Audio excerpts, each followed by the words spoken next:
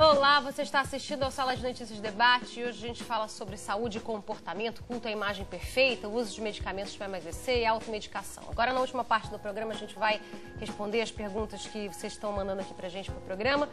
Participam dessa conversa com a gente o Dr. Dimitri Omar, diretor da Associação Brasileira de Nutrologia, o Dr. Ivan Magalhães, cirurgião plástico, médico da equipe multidisciplinar do Hospital Silvestre, no Rio, e a doutora Joana Novaes, psicanalista, coordenadora do Núcleo de Doenças da Beleza da PUC do Rio.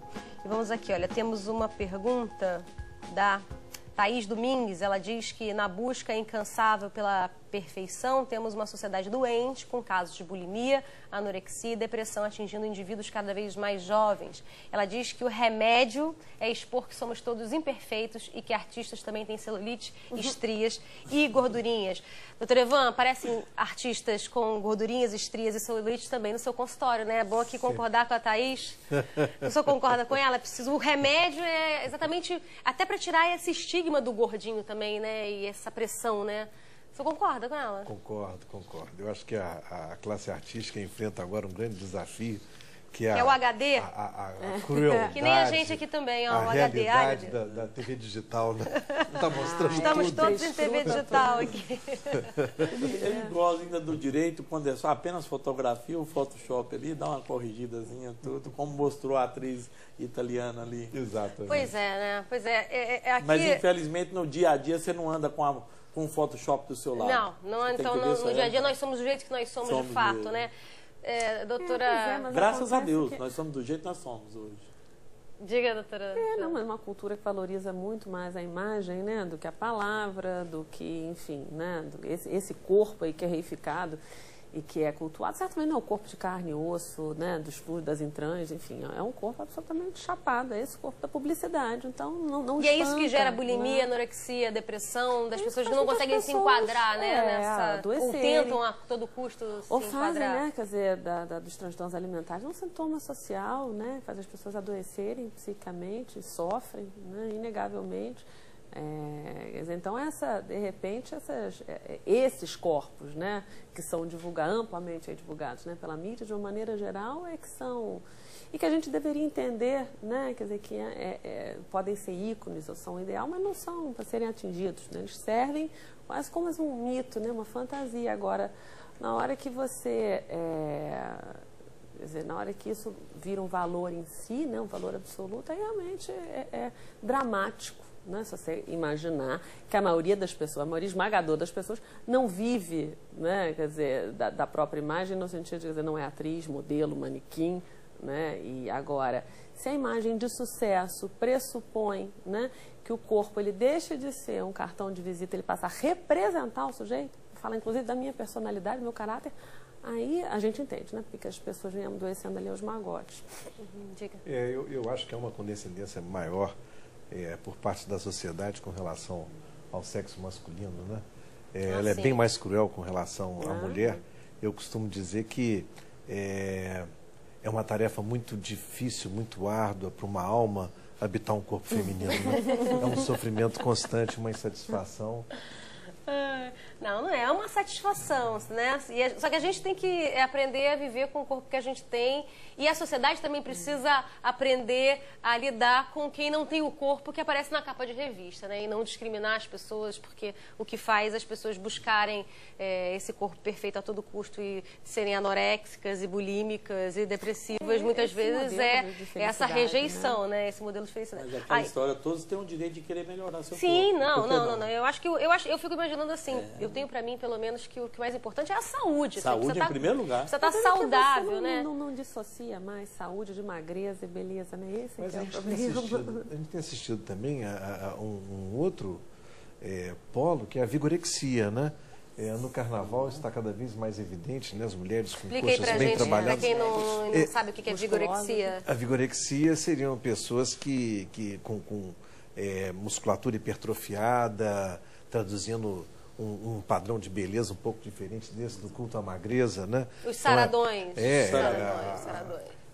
As pernas bem gente que bota inclusive prótese, né? Exatamente. Homem botando no peitoral, enfim, né? Pra ficar... porque o critério anterior era o senso, a beleza feminina é a mulher magra, né? E bela, né? O homem musculoso, né? Eu acho que tem eu acho que é interessante a gente pensar nessas mulheres hipertrofiadas, né? Essas musculosíssimas. O que esse corpo está apresentando, a gente entender que o corpo ele traz um discurso, né? Eu acho que essas mulheres estão apontando na hora é quase uma subversão, né? Do que a gente entende que tradicionalmente seria anatomia feminina. Sim, não, né? Mais se aproxima com a masculina, aquele monte de músculo, pois né? Essas insígnias, né? De mulher exatamente forte, né? Muito musculosa. Olha, a Yara pergunta pra gente por que temos que ser magros. Ela acha que temos que ser saudáveis. Estou olhando certamente porque vem do que a gente estava falando. É possível ser gordinho e saudável? Doutor Dimitri? Sim, existem gordinhos que são saudáveis. Mas e existem pessoas magras que são doentes. Que são diabéticas ou têm hipertensão, colesterol Agora, alto. nós sabemos que a obesidade contribui para certos tipos de doença, como diabetes, hipertensão, problemas cardíacos, câncer, problemas articulares, entendeu? Inúmeras patologias. Então é onde a gente alerta mesmo o seguinte. Olha, voltando até a pergunta atrás, eu tenho uma coisa no meu consultório. Todo paciente que entra, eu falo, eu não abro mão de 3 coisas. Saúde, beleza e harmonia. Sim, né? Precisa de equilíbrio, né? É um equilíbrio. Eu tenho que mostrar para ele, porque às vezes o paciente chega no consultório, eu quero perder mais. Não, calma. Você já está com um peso saudável, agora você pode trabalhar seu peso, seu corpo de uma outra maneira. Aí eu posso orientar exercício, orientar tudo isso. Esse é o correto. Mas você orienta a terapia também? Quando é necessário, sim. Por que não? Eu não sou completo. Se tem uma gama, se eu posso ter um leque que possa me orientar, eu pego todas as especialidades. É feito, eu chego com um paciente que tem um problema endócrino, eu falo, você vai ao endócrino, eu vou cuidar dessa parte, ele vai cuidar da outra. Paralelo. E 2 somando, uma tendência melhor. 2 cabeças pensando. Sim. Vai ser melhor. Não, porque eu vejo, quer dizer, de novo, né? Sim, trabalhando. sem dúvida, é multidisciplinar, exatamente. Exato. Né? Exatamente. Quem trabalha, né? Acho que todos que trabalham numa equipe multidisciplinar e a gente está em convívio com os colegas. E aí, muitas vezes, chega a mim, né, por parte dos médicos com quem eu trabalho, quer dizer, uma fala que é, ao mesmo tempo, né, irritada, muitas vezes, né, porque não entende o que está se passando ali, que é essa demanda do paciente que parece que nunca é satisfeito. Isso que eu perguntei você, né, eu não sei como é que é, se é antes ou depois, se a anamnese é feita, mas assim, quando eu falo que lugar que essa comida ocupa, ou qual a relação que o sujeito tem com esse corpo, quais são os fantasmas, enfim, o que tem de subjetivo nesse discurso, porque, inclusive, quer dizer, pode ser extremamente interessante e poupar, cortar, digamos assim, caminho, né, para um aborrecimento. O cirurgião plástico vê isso o tempo todo. Mas né? Esse corte de caminho te atrapalha no futuro. Por isso que eu falo o seguinte, às vezes eu chego, até brinco para o meu paciente o seguinte, eu uso sempre essa expressão, olha, eu estou te encaminhando para esse colega te olhar paralelo, porque cada macaco no seu galho, esse não é o meu galho. Entendeu? O senhor falou em futuro, em falar em futuro, o João Marinho aqui do Rio pergunta qual é o efeito a longo prazo do uso das anfetaminas para emagrecer e os riscos do chamado efeito sanfona que normalmente acompanha quem toma esses remédios. Bom, em primeiro lugar, já existem trabalhos de pessoas que usam mais de 30 anos o caso do anfepramona. Estão aí, beleza, sem nenhum problema. Então, sabendo usar, é um remédio que pode ser usado a longo prazo. Por exemplo, minha esposa sabendo mesmo, o médico, sabendo indicar como usar, não o paciente. Não o paciente. Por favor, o deixa médico isso fique bem indicar. claro. Né? Eu estou falando aqui como médico. Sim. Qual foi a outra pergunta? Qual era... Aqui, ó, longo prazo, o efeito né? sanfona. O efeito sanfona. Bom, olha, em 2000, quando a Anvisa publicou os trabalhos elaborados pela Comissão de Estudos Científicos sobre os Anorexígenos, ela mesma relatou que os remédios, esse efeito sanfona, era uma interpretação errônea, que o remédio causava você em obesidade, até provava a eficácia do produto. Se a obesidade é uma doença crônica, você parou de tomar o remédio, quando você precisa de um anorexígeno, você volta a engordar, não é o remédio que fez você voltar a engordar, foi você que começou a abusar. Comeu mais, todo mundo sabe mas todo remédio, não importa de que natureza seja, ele tomado a longo prazo, durante a vida inteira, nesse caso que o senhor está dizendo, ele também não pode fazer mal à saúde, doutor Ivan, por exemplo? Assim, um remédio, ele não pode, em tese, fazer mal tomado a vida inteira, mesmo que seja... É a questão de medir aí riscos e benefícios? Essa colocação do anorexismo tomado nesse prazo de 30 anos, 20 anos, caracteriza a doença, né? Doença crônica. Por exemplo, só cortando um assunto aqui. Eu faço uso de antihipertensivo há 24 anos. Então, se eu parar hoje, amanhã ela está alta a minha pressão. Então é a mesma situação. Coisa. Mesma situação. Agora, não é o remédio que vai fazer eu voltar a ter hipertensão. Entendeu? Até mostra a eficácia do produto. Entendeu? Existem já trabalhos de pessoas que usaram mais de 30 anos esses produtos. Mas isso não te exime, mas veja bem, vamos pegar como exemplo, né, a medicação que você toma para a sua hipertensão.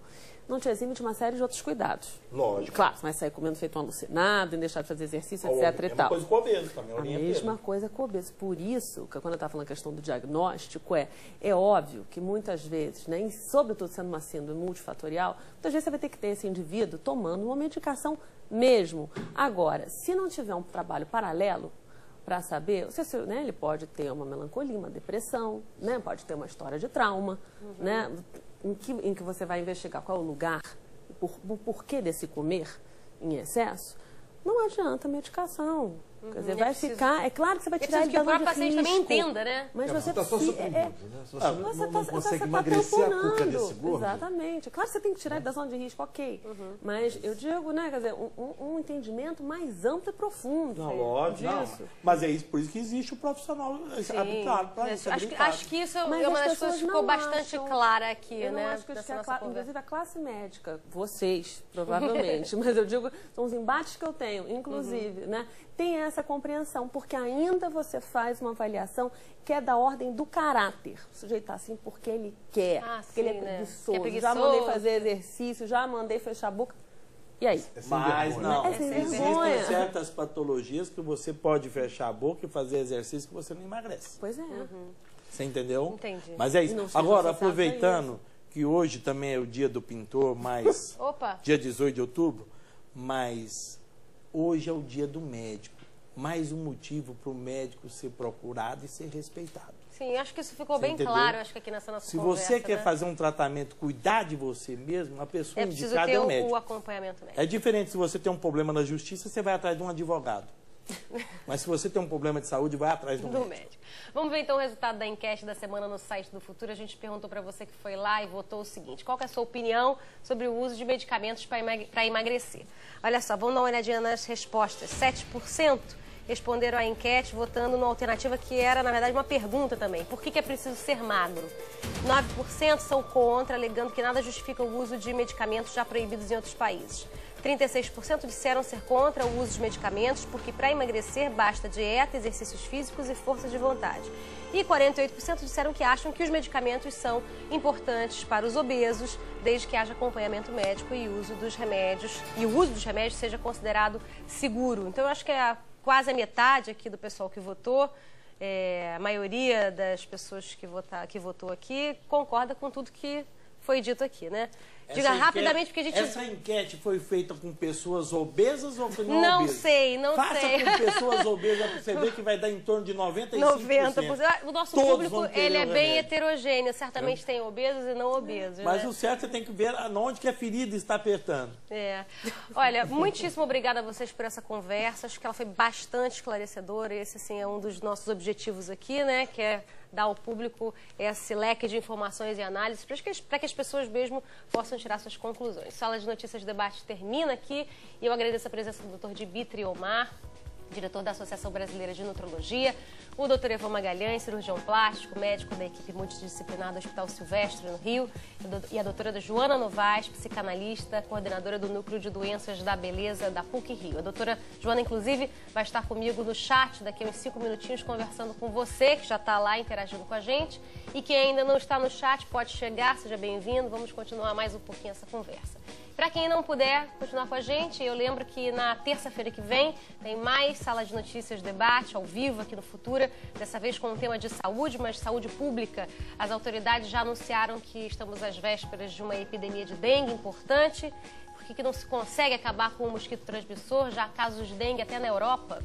E o que o poder público e o cidadão podem fazer para reduzir os riscos da dengue? Participe com a gente de mais esse debate, eu espero você. E por hoje, obrigada pela companhia e até semana que vem. Tchau, tchau.